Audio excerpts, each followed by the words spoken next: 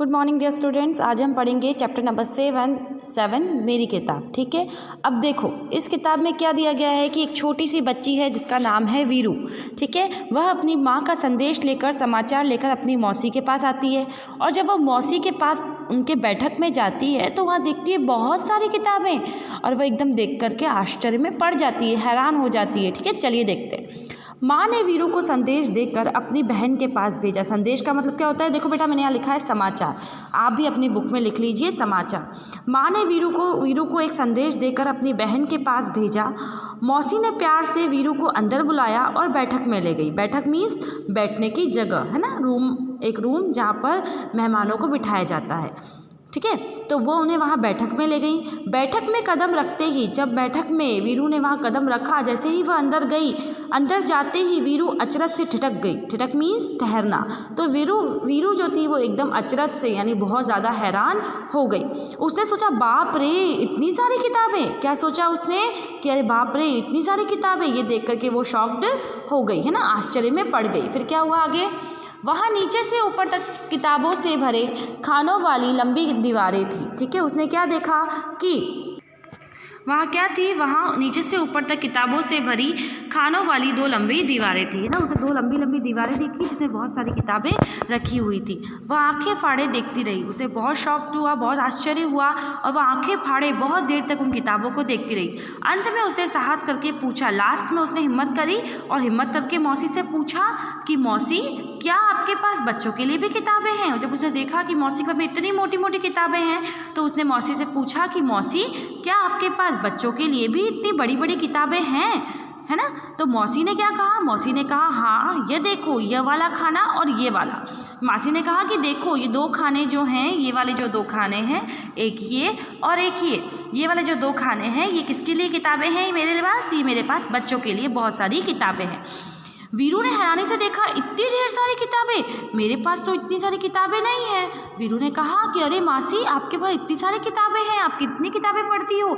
मेरे पास तो इतनी भी किताबें नहीं हैं। मौसी ने कहा, यदि तुम चाहो तो मैं पढ़ने के लिए तुम्हें कुछ किताबें दे सकती हूँ। मौसी ने कहा कि अगर आपको अच्छा लगता हो पढ़ना, तुमको इंटरेस्ट हो, तो मैं तुम्हें पढ़ने के लिए कुछ किताबें दे सकती हूँ।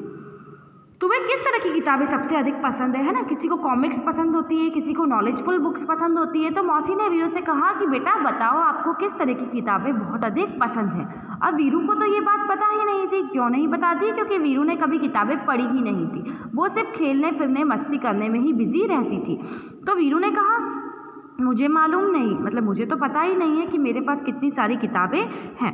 मौसी ने एक किताब निकालकर वीरू को पकड़ाई और कहा, तुम यह किताब पढ़ के देखो। क्या कहा मौसी ने? एक किताब निकाली और वीरू को दी और कहा कि बेटा तुम इस किताब को पढ़कर देखो, शायद तुम्हें अच्छी लगे। वीरू घबरा गई उस किताब को देख करके और घबरा कर पीछे हटी और बोली, बाप रे ये तो बहुत मोटी है। वीरू ने कहा, ये किताब तो मैं नहीं पढ़ सकती क्योंकि ये तो बहुत ज़्यादा मोटी है। मौसी ने सुझाव दिया। मौसी ने उसे क्या दिया? एक एडवाइस दी। अच्छा, तो फिर शायद ये वाली ठीक रहेगी, है ना। मौसी ने उसे कहा कि चलो ठीक है, ये तुम्हें बड़ी लग रही है, मोटी लग रही है, तो मैं तुम्हें दूसरी किताब देती हूँ। वीरू बोली, ये बहुत बड़ी है, मेरे बस्ते में नहीं आएगी। वीरू सिर्फ बहाने बना रही थी। क्यों? क्योंकि उसे किताब पढ़ने में बिल्कुल भी इंटरेस्ट नहीं था। तो उसने कहा, नहीं नहीं, ये किताब मुझे नहीं चाहिए, ये किताब तो मेरे बस्ते में भी नहीं आएगी। मौसी ने एक तीसरी किताब दिखाई और इसके बारे में क्या ख्याल है? मौसी ने क्या किया, जब 2 किताबें वीरू को पसंद नहीं आई तो मौसी ने एक तीसरी किताब निकाली और वह वीरू को दिखाई। वीरू ने किताब के पन्ने पलटे और यह फैसला किया कि इसमें पढ़ने के लिए बहुत कम है, इतनी छोटी छोटी तस्वीरें। वीरू ने जब किताब हाथ में ली तो उसने उस किताब के पन्ने यानी कि पेज को पलटा और देखा कि इसमें तो बहुत कम तस्वीरें हैं, है ना। पढ़ने के लिए तो बहुत कम है, लेकिन सिर्फ तस्वीरें ही तस्वीरें, फ़ोटो ही फ़ोटो दी हुई है।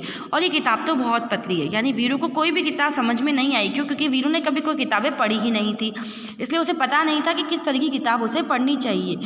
तो जब पहले वाली किताब दी तो वह उसे बहुत मोटी लगी, बाद वाली बहुत बड़ी लगी और तीसरी वाली जो थी वो बहुत पतली लगी। मौसी ने कहा, वीरू मुझे तो लगता है कि मैं तुम्हारे लिए किताब नहीं चुन सकती। मौसी थक गई है। मौसी ने कहा कि मुझे ऐसा लग रहा है कि मैं तुम्हारे लिए किताब नहीं चुन पाऊंगी। ऐसा करना, अगली बार जब तुम आओ तो अपने साथ एक फुट्टा लेती आना। फुट्टा क्या होता है? स्केल, है ना, जिससे हम किसी भी चीज़ को नापते हैं। तो वीरू ने पूछा, फुट्टा क्यों? वीरू ने कहा कि मैं फुट्टा लेकर के क्यों आऊँ? मौसी ने हंसकर कहा, तुम्हें जितनी मोटी किताब चाहिए तुम नाप कर ले लेना, है ना। तो ऐसा करना, तुम नाप लो तुम्हें कितनी मोटी किताब चाहिए, फिर तुम ले लेना और फिर तुम पढ़ने की कोशिश करना। वीरू ने माँ के भेजे हुए कागज़ मेज पे रखे और भाग खड़ी हुई, यानी वीरू वहाँ से भाग खड़ी हुई। क्यों? क्योंकि उसे किताब पढ़ने में बिल्कुल भी इंटरेस्ट नहीं था। ठीक है बेटा, ये है आपका चैप्टर नंबर 7 मेरी किताब, है ना। ये कंप्लीट हो गया हमारा चैप्टर। अब नेक्स्ट वीडियो में हम इससे रिलेटेड एक्सरसाइजेस देखेंगे। ओके बेटा, bye bye, have a good day.